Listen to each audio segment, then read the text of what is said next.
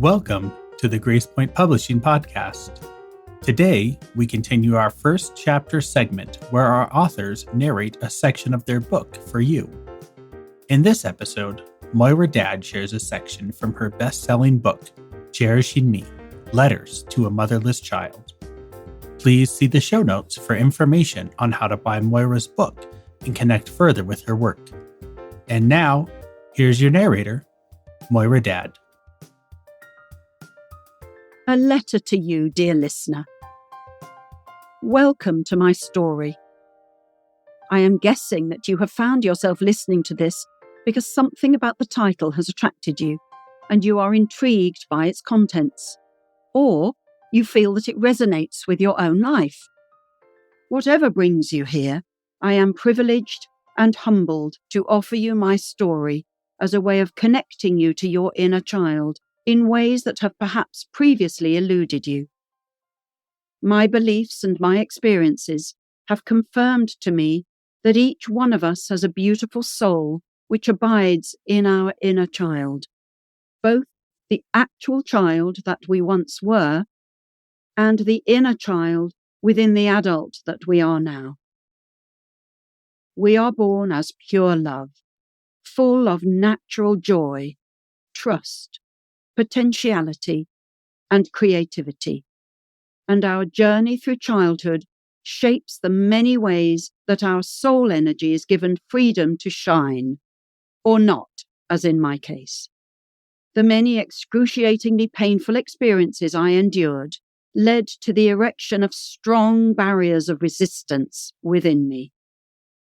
As a result, a multitude of adult possibilities eluded me, and I found myself constantly staying small and insignificant in order to survive, rather than taking risks to expand and grow as my dreams and desires would have loved me to do. The world outside of me had no idea that this was my reality, and I continued to survive, wearing my smiling mask of emotional deception for many years.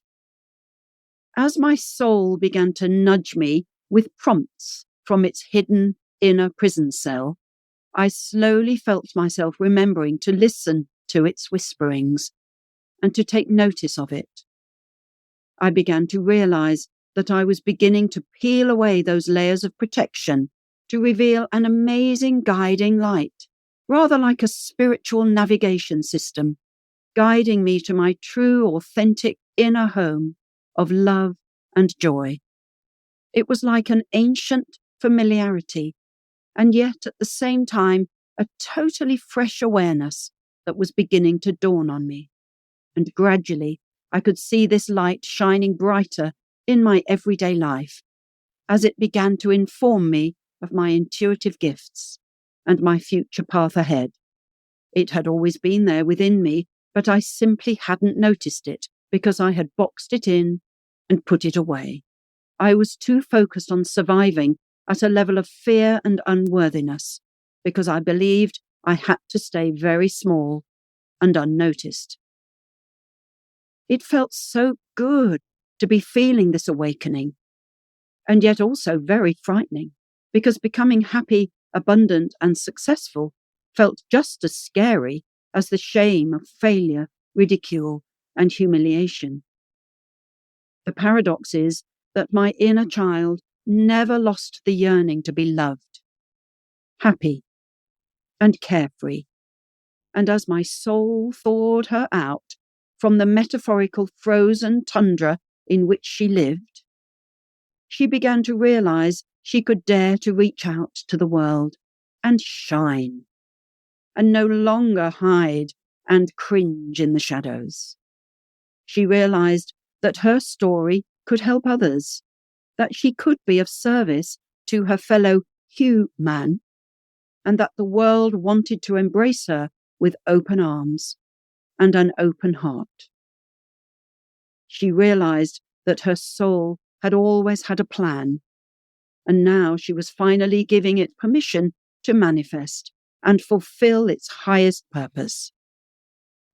You will notice throughout the book that I use a variety of words describing spiritual dimensions, such as God, Divine Mother, Divine Love, Divine Order, Universe, Universal Love, Higher Self, True Self, Authentic Self, and Soul.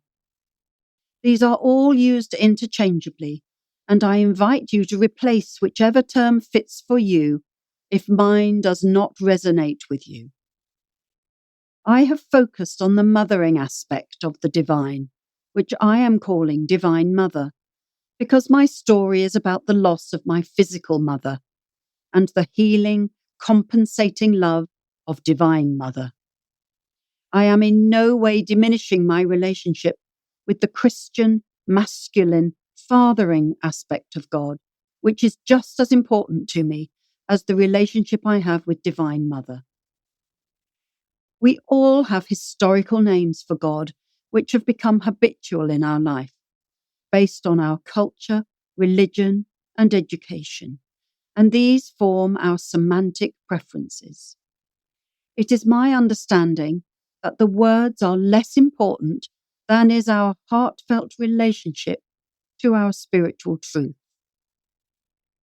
If spirituality is something you reject, I invite you to simply reflect on the miracle that is nature in order to cultivate a sense of being part of a greater whole, which is far more intelligent than our tiny human mind could ever imagine.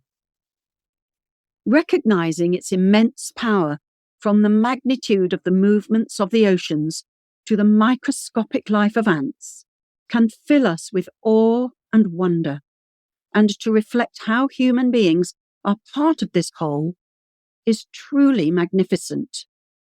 I offer this book as a testament to my personal healing journey, and my hope for you, dear listener, is that it may inspire you either to begin or to deepen your own transformational journey. I describe how I slowly thawed my frozen, false survival self and revealed the beauty of my soulful self, that part of me which exists in every human being and connects us all in love. My story expresses the unraveling of all the layers which I innocently laid down in childhood around my loving soulful self for me to survive my terrifying world. My true state of love had never departed. It was waiting patiently for the right time to emerge. I imagine that the fact that you are listening to this right now indicates you may be experiencing a similar journey yourself. I have experienced many healing modalities, and because we are all unique individuals, it is essential to find what works for you. Personally, the experiences of healing my inner child have transformed my wounds more than any other processes, and being able to communicate with her in a deep relationship has also transformed every other relationship in my life. Writing personal letters is a well-known and ancient practice, and I would offer that the written word carries its own innate power of communication. The letters in this book have truly transformed my life because of their depth of personal, loving intimacy, emotional honesty, and expressions of raw, painful truths, as well as offering healing solutions. They begin with deep acknowledgement of pain and end with powerful assurances of healing. They witness the child and validate her experiences.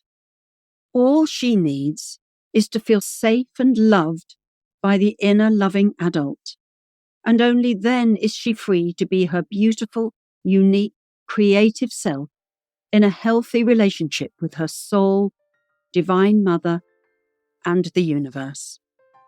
So I offer you this, my story, dear listener, with my arms and my heart wide open, with love, empathy, and compassion, in the hope that you will feel touched and inspired by its contents. Although it is my story, I believe that there are many themes which are shared by many others, and to which most people can relate. With much love and abundant blessings. Moira. Thank you for coming along with us today on the GracePoint Publishing podcast. Join us next time as we introduce you to another one of our incredible authors. If you enjoyed today's episode, make sure to subscribe and rate us on your favorite podcasting platform. To find out more about our authors and to see how we can help you publish your book, head to GracePointPublishing.com. Keep writing. Keep creating. Your words matter.